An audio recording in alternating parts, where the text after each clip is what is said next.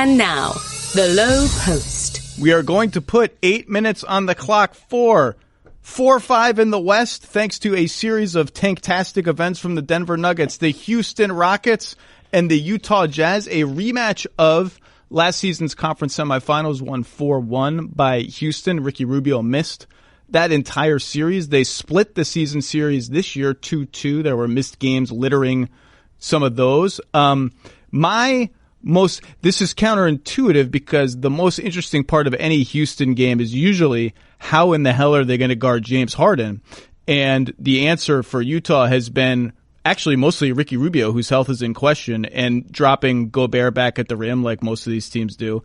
I'm actually more interested on the other side of the ball. Utah's offense, 14th in the league, although the numbers are much better than that when they play their Jay Crowder at the 4 lineup versus the Favors Gobert lineup. But we remember last season against a different, both stylistically and qualitatively, Rockets defense that switched all the time. The Jazz could not score. The Jazz could not score against them in the regular season. And so to me, this is a very competitive series. The numbers would say these are two of the best 3 or 4 teams in the league, if not the 2 best periods since about February 1st.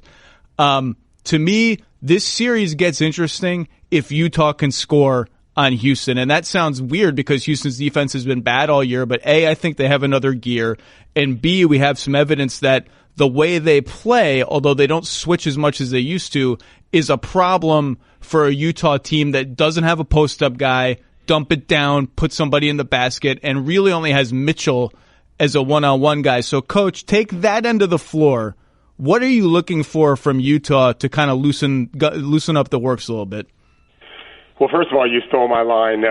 First thing I have is that they are the 2 best teams since February 1st. If you almost any metric you look at when you combine offense and defense. So, and for Utah, they've been shooting it great. I don't know that anyone would think of Utah as a great shooting team, but since February 1st, they've been shooting it great. And so my second note was Donovan Mitchell as a passer, because I do think they're going to switch a lot on ball screens with him. And Houston is not crazy tall. In fact, we know them as a team that likes to play small with P.J. Tucker as a 4, and even maybe sometimes I think they might throw him out some as a 5 in this series. But there's a lot of long, rangy guys that they have that seem to bother Mitchell at the rim, which is a very important thing for him to be able to get to the rim and finish. He's not the best finisher. And so, but what I do think is important is whether or not he's going to take on that role of being a shot creator for people, because if he can do that, because they will bring a crowd to him when he drives, and if he's willing just to make the easy play, remember, he's still a very young player. Yeah, he got experience last year, but if he's willing to be that guy, in a sense, what Rubio often does, because he doesn't want to shoot the ball, and they're shooting it the way they're shooting it in the past, that team can ring up some numbers. And then it gets down to, and you've written about this, and I've tweeted about this, now you go to the other end, because Harden is unguardable, and he's going to get any shot he wants. And if he's making those shots, the pressure is on to continue to make them if Utah can hit theirs, which is what it gets down to, kind of a shot-making series, which isn't always the case, but it is in this one, I think. Yeah, when you talk about Mitchell and his making a simple play, I mean, the most obvious way to attack – now, Houston doesn't switch as much as they used to because they got nervous about 20 games into the season about – taking their big guys away from the rim and just hemorrhaging offensive rebounds, and they wanted to protect Chris Paul and Eric Gordon a little bit from just getting obliterated by big guys down low. So we'll see if they amp up the switching, but I think 2 areas for Utah to sort of scrounge some points. If their half-court offense is a little gummy, number 1, offensive rebounding. They're a good offensive rebounding team, not a great one, and Houston is awful on the boards. And number 2, and this is really out of Utah's wheelhouse, I think they need to run a little bit. I think they need to selectively run, kind of how, like when Cleveland beat the Warriors, everyone's like, Cleveland, it would be suicidal for them to run. It's not their style, and they're playing the Warriors. I kind of think with the way, like when James Harden misses at the rim, there are 4 guys below the foul line. And if they get that rebound, I think Utah, which is a so-so offensive team, that's when they have to say, let's go. Let's look ahead. Let's see if we can get some easy points. It's not in our DNA. It's not the way we play, but maybe we can run into something. And I think that those are the little sort of side battles that make these series so interesting. Well, and something else to watch for too is if you and I both agree that there really is nothing you can do with Harden. Phoenix recently tried to double him early off the dribble and off the pass, and it was laughable. I think they hit 27 threes or whatever in the game. You can't double that guy. Plus, he also can score 1-on-2. But what you can do is put him in a lot of pin down actions and handoff actions. Especially pin down with Mitchell. When he's guarding Mitchell, they can run Mitchell off the ball and then pin him down. And then Harden just wants to stay on his guy. He doesn't want to pop out. And so on the switch, he's just going to stay with his guy. If it's on the inside, he doesn't want to show in the perimeter and have to guard someone, 25 feet from the basket, considering how much work he has to do on offense. So if they can try to get Harden involved defensively, which is not rocket science, teams have done that in the past, but especially off the ball as much as on the ball, there's a chance, and again, it's just a chance that he's not going to do what he's supposed to do. Teammates might get frustrated. D'Antoni might get a little miffed, especially if guys like Mitchell and Rubio, whomever, are scoring off at Crowder. You might just piss him off a little bit. You need to try to do something, because if you don't do anything to get into James Harden on one end of the floor, then the offensive end is going to kill you, because I just don't think there's anything you can do with him there. It's something that Utah can hang their hat on constantly in timeouts and before games and at halftime is let's get Harden off the ball into actions and make him do something. Yeah, it's something that really stood out on the film of this head-to-head in the regular season is Utah, when they got fancy, when they added wrinkles on top of wrinkles, they actually put Houston in problematic positions. So like instead of just running a pick and roll, have Mitchell screen for Rubio if Rubio plays, and then pop out behind another screen right away. They actually ran some split action where somebody would post up and then they would do what the Warriors do. Everyone just sort of runs together and comes apart. That stuff gave Houston and particularly Harden some issues. On the other end of the floor, it's like we know what they're going to do. They're going to climb on top of James Harden's left shoulder and try to force him towards Gobert at the rim. And if you recall, I think we're going to see a lot of Royce O'Neal, because he's the sort of most natural matchup for Harden. Exum being out is maybe a slight problem, although he's so bad offensively that I don't know that it is. And if you recall, last year they were actually all right against Harden. It was Chris Paul that killed them. And I think Gobert this year has looked a little more spry coming out as far as he needs to come out to at least not make that a 15-foot layup for Chris. And so those are sort of and there are little wrinkles you can look for. Like whenever Korver's on the court, they're going to have Korver's man come screen for Harden and this and that. But I just think, if they can make, like Chris Paul just sliced them up last year, and if they can make that a little harder. But on the flip side, Harden is so much better against that kind of defense, having seen it so many times. He has a real floater now that's a real weapon for him. If he gets ahead of steam, like I love when Nene sets a pick for him at like half court, and he can just be like, Gobert, you're now 30 feet away from me. I am coming at you. And that's a problem. It's such an interesting chess match. Yeah, well, I'm glad you mentioned the thing. I call it just the early high screen for Harden when he gets that momentum going. He's impossible anyway, but that's really hard when the high screen, whoever it is. The Austin Rivers, if it's going to be a competitive series, and you and I both, I think, feel like it's going to be 6 or 7 games, or it certainly could be, well, then little things really matter more. I'm not quite there yet, but I'll allow it. I think it's going to be competitive. Obviously, how Harden finishes games will be huge, because I think the game's going to be close, and he's just better than everyone, in my opinion. But Austin Rivers, as a non-shooter, can be a problem. But when they take Harden out of the game, I don't know that Utah's got many guys that can stay in front of him one-on-one and let him be the facilitator. He's obviously not Harden. But you can't put him in really when Harden is in the game, because now his guy is an easy helper. So how he does things, and I want to see how PJ does at the 5 if they try that some. Gobert's improved enough as a roller dunker now where he might be able to overwhelm PJ, where in years past maybe he couldn't because he wasn't strong enough. But those are things that we can't just assume James is going to get 40 every game. He might, and then it's an academic. But if he doesn't, the other guys, some of the Houston guys have to do well. I believe we are out of. I shouldn't have sneered at the idea of a 6 or 7 game series. I think Utah. I think this should be a decently competitive series. The Rubio thing worries me a little bit. Yeah, you're right. And I just think it's a matchup. It's a difficult matchup, and it's a shame that Denver's scheme to engineer this actually worked. Although it took a crazy series of events to make it work, but I will end up probably picking Houston to win this series. Okay, our time is now up on this series. For more playoff thoughts, here's Ryen Russillo, host of the Russillo Show podcast. Thanks, Zach. Hey, it's Ryen Russillo with the Russillo Show podcast, and look at me, I'm talking about the Golden State Warriors again.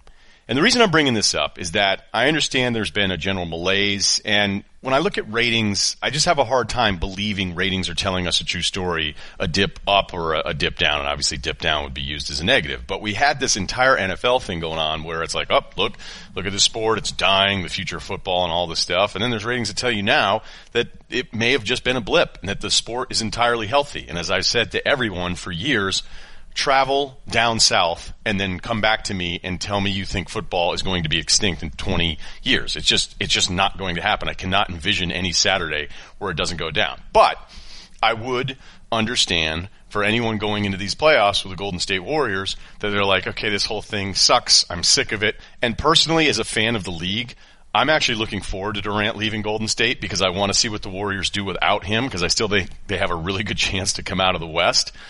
And maybe to be motivated by that and to see what Durant does in another version of some basketball happiness that he constantly seems to be pursuing 10 plus years into his career. But I can't tell you there's any team right now that I look at that's even positioned as well as Houston was last year. Like Houston won all those games. They were the 1 seed.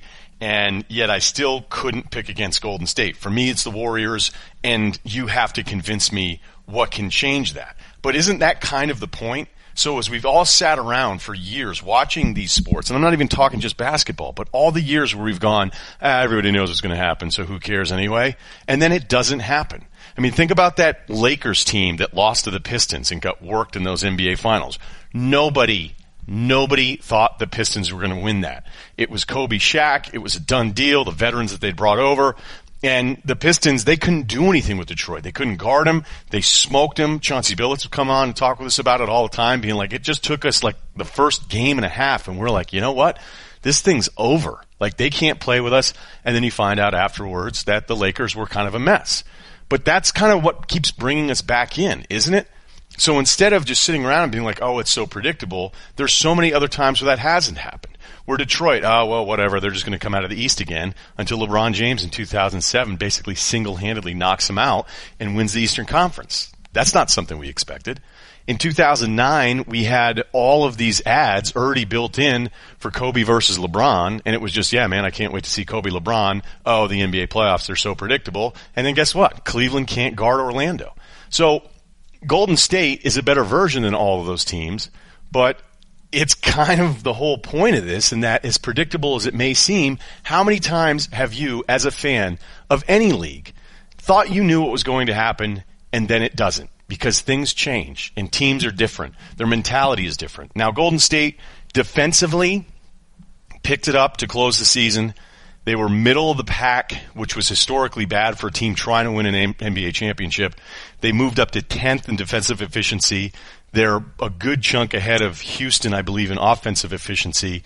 Yeah, I mean, they're a healthy gap there. I mean, these are very marginal numbers, but there's a pretty healthy gap there per 100 possessions ahead of Houston. Then Milwaukee is third. So offensively, they're still the same team, but defensively, they took a step back, and they've stepped that up. And even Houston, who I had a hard time kind of going, what do their efficiency numbers mean for 82 games when they've had so many different versions of themselves because of all the different injuries? But you know, Houston may now be the real team that we have to pay attention to again, because as dismissive as we were collectively about them last year, and the TNT crew crushed those guys after the fact and going, oh, look at this ISO, look at this ISO. Well, that's what they do, man. I mean, that's entirely what they do. And I even think Daryl Morey made a really good point. I think it was last week on Twitter. He said, it's funny how ISO spacing and ISO shooting is thought to be boring, but ISO post play in the 80s and 90s is somehow more aesthetically pleasing. Because it's a really good point. Because back then, most of these teams were playing like two-man basketball, and you just waited to have a guy set up a guy in the post, and then everybody sat around and watched him.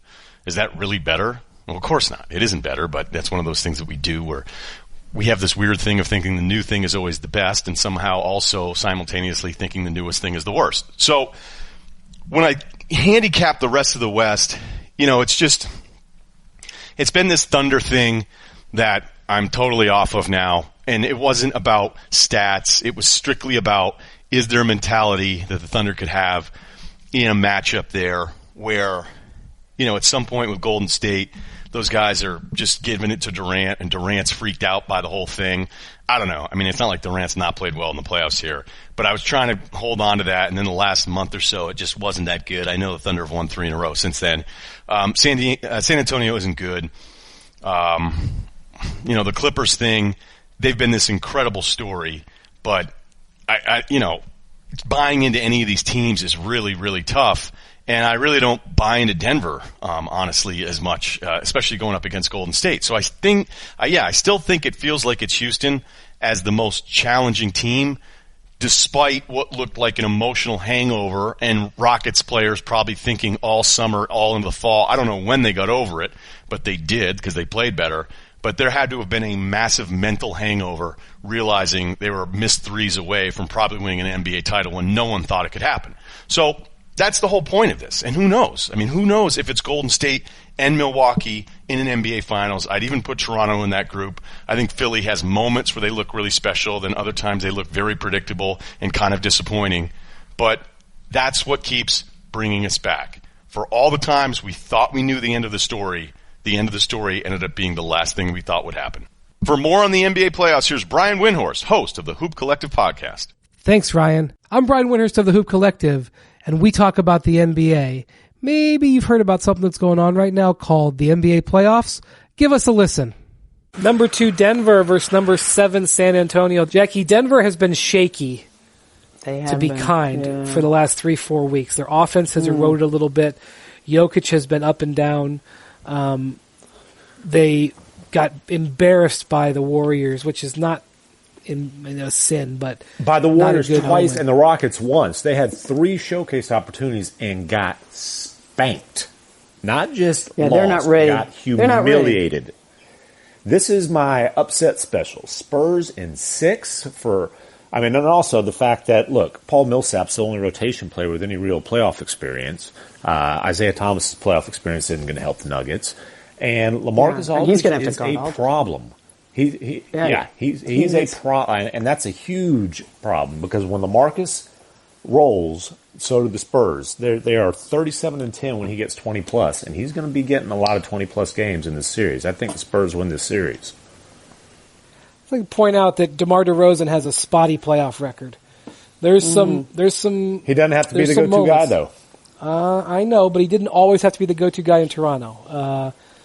He's just point. I'm not going to bail on the Nuggets just yet. Because Jokic has been a little up and down, but he's still been just a revelation. I was, the Athletic. Did you guys see the players poll of all the MVPs and all that? And nobody gives Jokic any love, and he deserved it for this year, what he did. And he and Murray together, when he and Jamal Murray are on the floor together, and I don't have the numbers in front of me, but they're pretty amazing. And they've had some really nice bench. Malik Beasley's had a great year. Monty Morris, again, they've got guys now. They haven't been there before, but sometimes when you're young and you don't know any better, the moment. I remember Sam Cassell always telling me that. Sometimes the moment is big, and you're not even old enough to know that the moment is big. Yeah, but the fact is they knew the moment was big when they had a chance to play the Warriors when the top seed was still at stake, and it was too big for them. Right, but the Warriors are a whole separate. The Warriors are a whole separate entity to me. Okay, the Warriors. The Rockets recently. Like I said, they've shrunk in the big moments down the stretch. I think the Nuggets are going to be. And Jokic was on my MVP ballot. He was first team All NBA center on my ballot, and I think he certainly should win that. He deserves that. He does. And I think the Nuggets are going to be a factor in the Western Conference for years to come. But I think this is going to be a learning experience for them. We'll say this. Derek White. He was the first team on my all defensive ballot. That kid he could play, man. He's a great find. They are great at home. Maybe not so much lately, but they are great at home, and sometimes inexperienced and role players play better at home. Mm-hmm. And so the chance to play at home may be a big factor here. Okay. This is the interesting one. Yes. This is going to be the next 2 series are going to be battles. This is potentially a 7-gamer. Whoever was going to draw the Thunder in the first round was going to have a problem. The Thunder, after all of their wayward play, got it together and won the last 5 games of the regular season, won 7 of their last 10 overall, got the 6 seed. They were facing the 8 for quite some time there. Got the 6. Will play Portland, who I think went 14-3 down the stretch themselves. This could be a battle. McMahon, you're more familiar with the West. You've just seen Oklahoma City up close. That was a big, huge win for them. I actually didn't see that one. I was at the Dirk Love you were Fest. Dirk, that's right. I was watching Jamal Crawford drop 51 at age 39. That's right. A footnote in history. I'm telling you. Well, the Blazers are 0-for, right? They're 0-for this year against OKC. 0-for-4. And they've had to sit around for a year after having been stun swept last year. And they sit around for a year on that. And they've got 2 of those. You know, it's been a long time since they've won a playoff series. That's a problem. They've got some playoff demons. And then, look, give them credit because they've still managed to keep on rolling. But not having Nurkic in a series is a huge problem, especially when you've got a deal. And Adams got banged up last night, so we'll see if he came back in and he finished the game. Yeah, but we'll see how healthy he is. But not having Nurkic, especially in a series when you've got a big, mean, snarling, Aquaman-looking beast like Adams on the other side, that's an issue.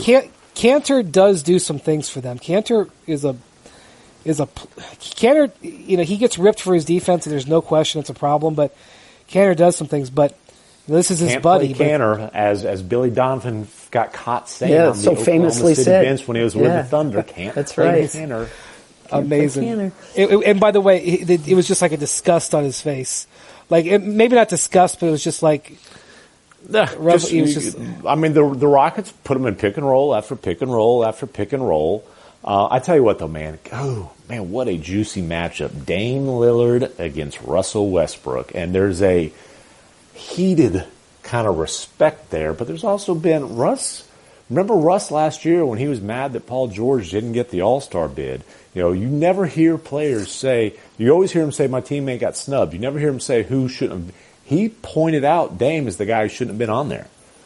So that's going to be interesting to watch those two go at it. And is McCollum healthy, too? Healthy and in rhythm after missing all that time with the knee. Right. Yeah, he's been out almost a month. But it's crazy. So it's too bad. I feel bad for them. Give Dame credit because they have, since the All-Star break, only the Rockets have a better record in the NBA than the Blazers, despite the fact that 2 of their 3 best players have missed a bunch of time, and obviously Nurkic isn't coming back. These 2 teams remind me of each other. So I went and looked at some of the numbers. They're number 6 and 7 in the league in scoring. They're 12 and 18 in shooting percentage. Oklahoma City's number 2 behind Milwaukee in total rebounds. Portland's number 7. Assists per game. OKC's 23rd. Portland's 25th because neither one of them sprayed the ball around a ton. Scoring defense. Portland's number 14. Yes. Portland's number 14 and OKC's number 15. But here's the one that separates them. Defensive efficiency. Oklahoma City is number 4 and Portland is number 16. And there's where, but the other numbers are so eerily similar. It's kind of. But I will say that Oklahoma City is a shaky offensive team at times. They're not the greatest test. But here's what I know. Last year, it's about Paul George.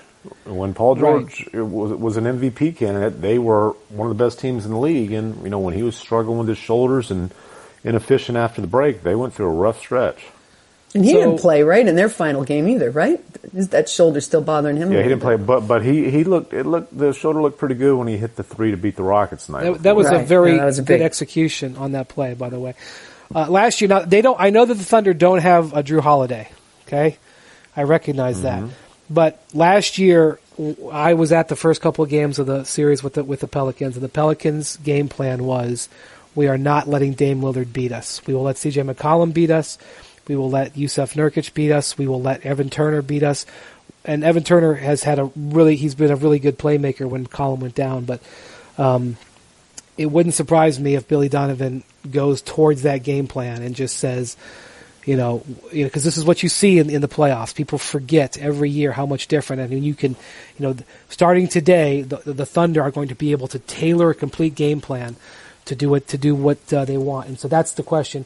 Will they try to shut Dame down, and how will Dame handle it? I think the West, I think we could have a couple of 7-game series in the West. I actually could see 3 of the 4 series going 7. That won't happen, but I could see it. I don't really see a 7-game series in the East unless Indiana stuns. I'm not seeing any upsets. I have on alert. I have Philly on a little bit of an alert if Embiid's not right, and if Boston kicks away a game, maybe.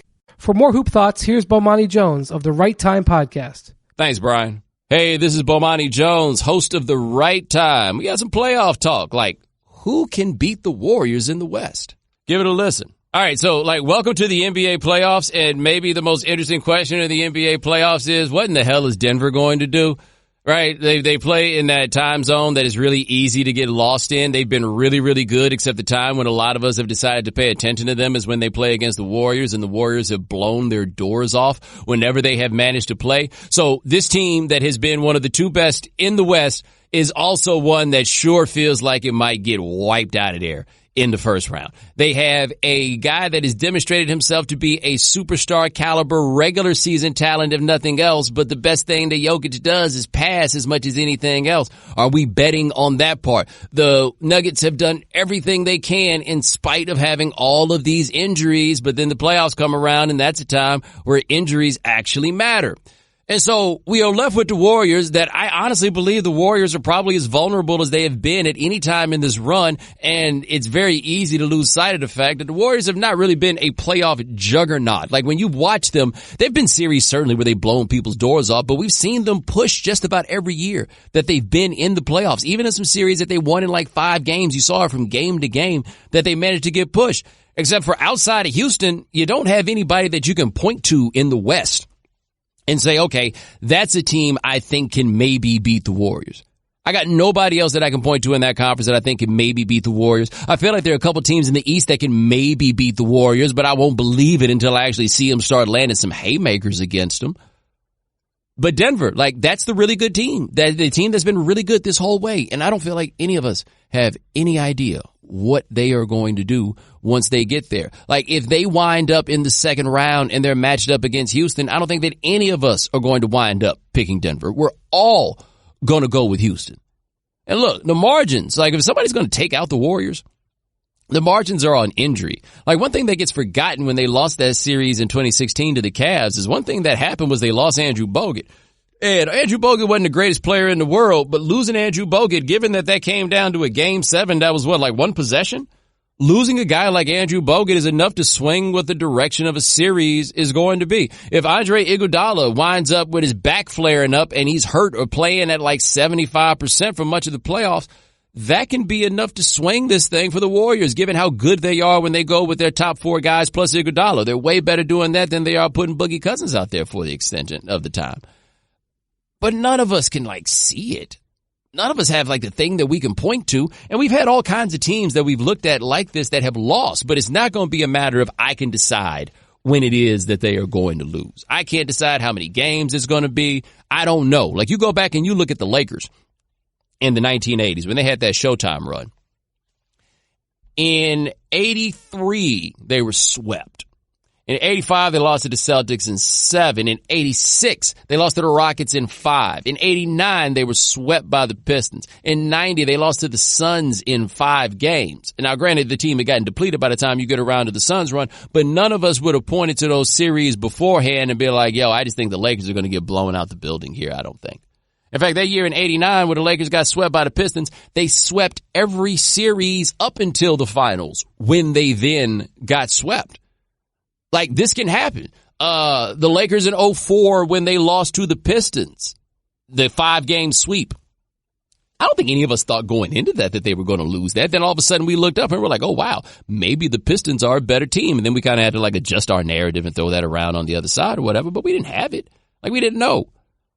And there we are looking at the West. And we got one team that's been so good all year. And we're like, oh, well, I know it ain't going to be them. Maybe the Rockets, assuming Chris Paul, doesn't do old people things because Chris Paul is now an old person. Maybe that's the place it gets done. I don't know. But I feel like somebody can beat the Warriors. Just don't ask me who that somebody is. For all our NBA podcasts, you can find us wherever you listen to podcasts like this one.